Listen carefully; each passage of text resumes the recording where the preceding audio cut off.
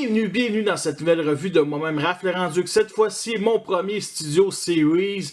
Oui, enfin, je commence par un personnage que j'attendais vraiment. Ça fait 4 ans que j'attends cette figurine-là. Il a juste sorti en One Step. Alors, c'est Stinger du 4e film Age of Extinction. Justement, le titre du film, d'où que le personnage vient, est toujours indiqué sur la boîte. Donc, c'est vraiment cool. On a Takara Tomy qui est indiqué ici sur la boîte. Oui, c'est nouveau. Bien entendu, c'est un Decepticon. On a un 3 ici qui est un petit peu dégueulasse. Et on a un chiffre écrit 02. Vu qu'ils sont tous numérotés, pourquoi pas? Et pourquoi pas une petite comparaison avec une boîte de Class Deluxe de Last Night. Alors, vous remarquez que le rapetissé, par contre, est un petit peu plus large. Et c'est le même prix. À la gauche, close-up sur l'R3, que surtout qu'on voit la tête et le haut du corps. Et bien entendu, il montre sa classe de luxe. Et à la droite, le même R3 est beaucoup plus compact, on voit un peu plus les jambes. Et ils ont fait ça pour, justement, chacune des boîtes. Ils ont mis le logo Autobo ici, qui a été fait partie du stand en carton à l'intérieur. Et même pour les Decepticons, ils mettent un logo Autobo. Puis honnêtement, ça aurait coûté quoi de changer ça, là? De la part d'Hasbro, sérieux, là? Ça me dérange pas plus qu'il faut, là, mais putain, man, que peut-être les gens vont se tromper en disant « Ah, Chris, c'est un Decepticon ou c'est un Autobo? » Tu sais, les ignorants, là. Et sur le dessus, on a une petite fenêtre comme les Power of the Prime de classe voyageur qui montre le dessus de la figurine. C'est juste qu'on voit pas pantoute super bien. Allant d'une image CGI des deux modes, ça se fait en 21 étapes. Petite phrase ici de poursuite à Hong Kong, pourquoi pas. À part de ça, une petite phrase bio. Stinger se révèle être un impitoyable guerrier créé par l'homme. Bref, Terminator. Sinon, taille, apparence et décor inspirés du grand écran, justement. Le décor qui est inclus ici, que je vais vous montrer dans quelques instants. Les autres vedettes du film, que je ne jetterai pas, qu'il va arriver en revue dans les prochaines semaines et que je ne jetterai pas. Voici la nouveauté de cette gamme-là, un décor en carton. Et de la part d'Hasbro, là, c'est une idée qui est géniale. Et c'est clair qu'on en reconnaît le champ de bataille, des explosions, ça vient d'un film de Michael Bay. On en reconnaît surtout ici ce petit rond-là. Et honnêtement, là, quelqu'un qui décide de toutes les acheter, et des exposés de même, il en faut énormément de la place. Moi, j'en ai pas, j'ai plus que 500 figurines. Alors, honnêtement, c'est un sacrifice. Mais comme dirait le grand Sam Witwicky, aucun sacrifice, aucune victoire. Mais honnêtement, c'est vraiment génial parce qu'on a gardé le même prix. Puis la seule chose qui est nouveau, c'est un décor en carton. Alors, pourquoi pas, même si ça vaut pas grand-chose. Mais c'est très bien réussi. Puis je crois même qu'il n'y a aucun vraiment third party qui réussit à faire quelque chose de ce genre-là. Alors, de la part d'Hasbro, vraiment 2 fois bravo. Et je voulais rajouter qu'on peut aussi exposer nos Transformers, peu importe le mode dans ce stand-là. La notice, comme d'habitude, qui sont les mêmes que de Last Night, fait qu'ils montrent la transformation du mode robot au mode alternatif, ça continue même l'autre bord. Le mode alternatif, c'est une Pagani Huayra, je sais pas vraiment comment on prononce ça. Alors, c'est vraiment un véhicule unique pour ce personnage-là. Fit de même, il pourrait fitter pour des personnages comme Blur, Smokescreen, Silverstreak, même Hot Rod. Et il y a quand même quelques défauts, comme ici au milieu des roues, les petites pièces rouges. Ça aurait été juste noir, ça aurait été déjà beaucoup mieux. Déjà que les jantes auraient dû être peinturées, mais bon, ça reste quand même un défaut. À part de ça, c'est quand même une très belle voiture, ça c'est clair, là. Il y a quand même des beaux détails. Il y a les miroirs ici qui sont faits de caoutchouc assez souple, pour pas qu'un enfant crève son œil, il est chanceux. À part de ça, pour ce qui est des couleurs, ben, on retrouve un rouge qui fait quand même assez un peu play school, mais c'est très acceptable. On a du silver ici pour les phares à l'avant. On a ici une ligne silver, justement. À part de ça, l'autre couleur, c'est du gris métallique très foncé pour la partie du toit, ici sur le capot, qu'on retrouve aussi à l'arrière. Malheureusement, il n'y a pas de phares ici qui sont peinturés. Ça manque vraiment de ça. Il y a tellement de rouge ici. Puis le pire, savez-vous quoi? C'est qu'il y a de la peinture rouge ici pour cette partie-là, ici. Et non sur l'autre partie, vu que c'est dû à la transformation. On va voir ça plus tard, là. Mais sérieusement, là, what the fuck, man? Pas obligé de peinturer cette pièce-là, là, pour de vrai, là. À part de ça, on a du gris métallique ici, qui forme vraiment une belle courbe, là. Ça c'est vraiment génial. Sérieusement, là, il était pas obligé de faire ça, là. Mais voir ça, là, très beau, très bien appliqué. Et on retrouve aussi le gris métallique à l'avant, sur le pare-choc. Ça manque quelques détails aussi, mais c'est correct pour du Hasbro, c'est quand même le code de 3 couleurs. Et on a aussi le seul symbole Decepticon dans ce mode-là, ici. On a aussi une vitre noire fumée avec une Pokéball aussi au centre. Et j'aime beaucoup aussi le creux dans le toit. Tu sais, ça fait vraiment Pagani. Je connais pas vraiment ce genre de modèle-là, là, mais ça respecte ça. Et honnêtement, je trouve ça vraiment chouette. Et je voulais juste en parler aussi. À l'arrière, il y a comme des réacteurs, des pots d'échappement qui pourraient être des genres de canons. Mais non, c'est bien des pots d'échappement. Mais je voulais juste vous le dire. Comme vous pouvez constater, aucun souci de roulement. Et le point de vue d'en dessous, fait qu'à part les bras, il n'y a vraiment aucune autre partie du robot qui est apparente. Il y a le trou ici pour mettre sur un stand Revoltech.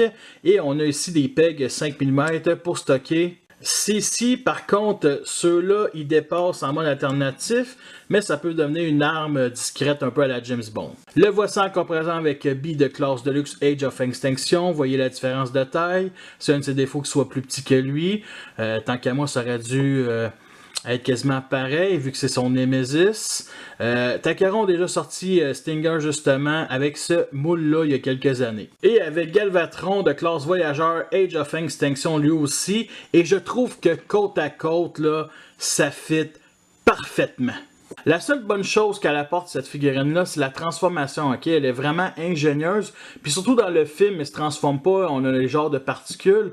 Alors allons-y. On vient ici détacher cette partie-là qui va former le cou. On la pivote 180 degrés. On déconnecte ici le devant de la voiture, la partie latérale.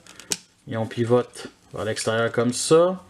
On prend ce petit coin-là et on vient ici tout dégager le toit ainsi que le bras ici. L'autre bord, c'est la même chose. Ensuite, on vient tout pivoter ces deux parties-là à l'intérieur, comme ça, pour faire une croix de Jésus. On vient lever ici les deux parties des tiges, qui sont été 4 tiges. Ensuite, on vient déclipser et lever ici les deux parties de l'arrière. On déclipse les jambes et on les pivote vers le bas, comme ceci. On sort les pieds. Et on rabat l'arrière du véhicule qui va devenir les mollets.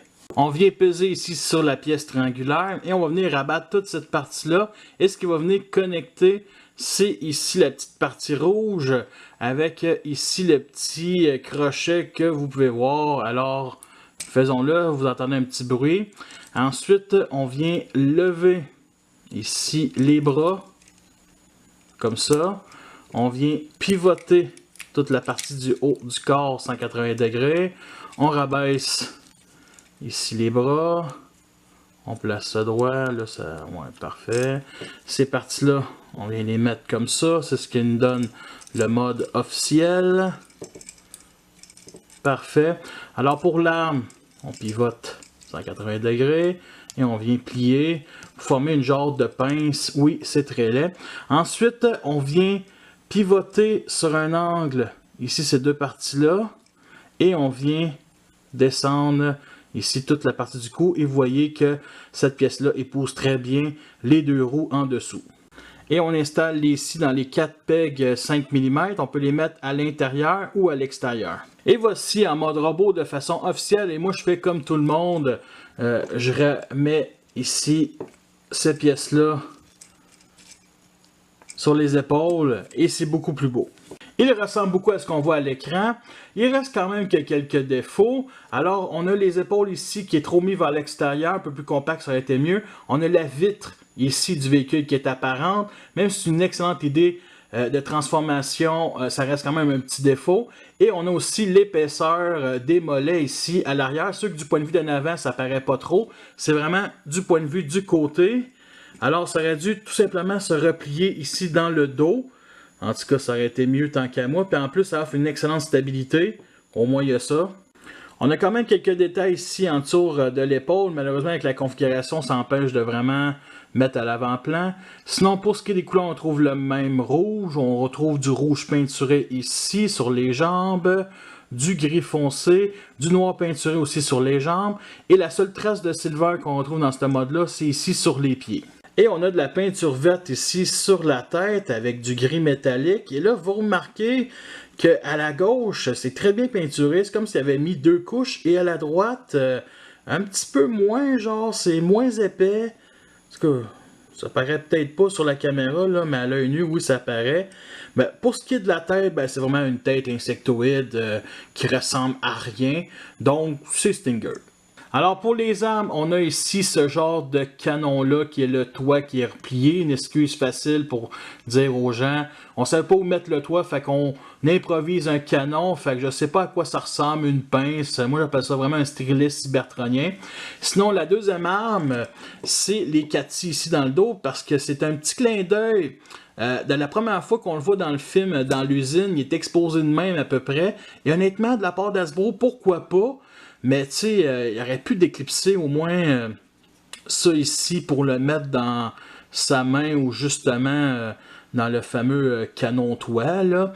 À part de ça, ben, c'est 4 bras. Fait 4 bras, ben, y en a, les 2 rouges peuvent pivoter, ici vers le haut, vers le bas. Fait qu'on peut faire quelque chose de même. Ils auraient vraiment des hélices pour un petit drone genre qu'on achète au magasin. À part de ça, ben justement, ça fait office de backpack, fait que ça reste quand même assez gros. On peut le pivoter ici vers l'avant comme ça, ou vers l'arrière comme ceci. On peut vraiment le mettre discret, comme ça, fait que c'est pas si pire. À part de ça, on peut les déclipser. Et on peut venir l'installer, admettons, sur le bras, ici. Fait que s'il se bat contre son Nemesis, c'est pour moins se défendre sans utiliser son stérilet cybertronien.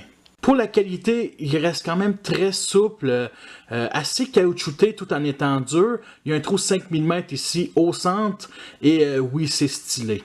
Et j'ai enfin trouvé une utilité à cette petite crise de canon-là, alors ça peut être utilisé comme lanceur. Et avec la grosseur de son poing, il peut vous crisser une volée ou vous fister dans le trou de cul. Pour l'articulation de la tête ici qui est sur bas joint, donc on peut la pivoter 360 degrés. Ici, on peut la rabaisser. Comme ça, pour les épaules, on peut lever ici sur cet angle-là, 60 degrés ici, mais il faut que cette partie-là soit dégagée. À part de ça, on a un pivot au coude et on a un mini ratchet joint justement ici, donc 90 degrés vers l'avant. On n'a aucun pivot sur la fourche, par contre les jambes sont sur bas joint, donc on peut faire le grand écart vers l'avant ici comme ça, vers l'arrière.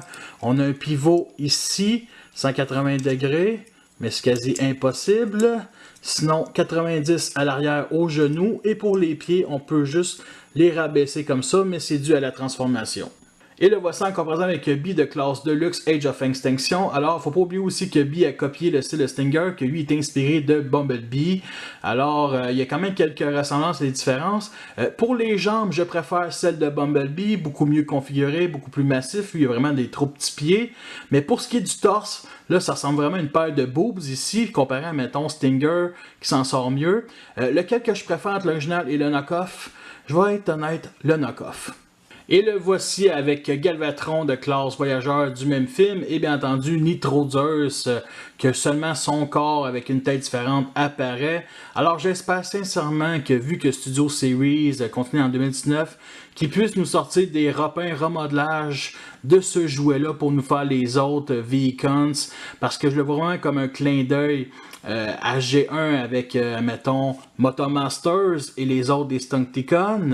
C'est des maudits beaux chars, alors j'espère qu'Hasbro va continuer dans cette ligne-là.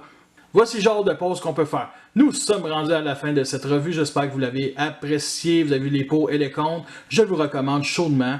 C'est une figurine qui est chouette, elle a quand même quelques défauts, surtout en mode robot, mais sa transformation est vraiment géniale. Le mode alternatif reste très joli aussi, même si elle manque un peu de peinture. Alors pour ce qui est du prix, il garde les mêmes que The Last Night, donc 30$ canadiens pour cette classe-là, de luxe. Moi je l'ai pogné en spécial avec les taxes 25$ à peu près. Ce qui est quand même assez cher, mais c'est déjà moins cher que 35. Alors je l'ai pris à mon Toys R Us. La qualité de plastique reste aussi égale que The Last Night. Vous pouvez toujours voir ma galerie photo sur Facebook, le lien va être en dessous dans la description. Et ma prochaine revue Studio Series va être sur un calice de gros hélicoptères. Fait que sur ça, je vous laisse et à la prochaine.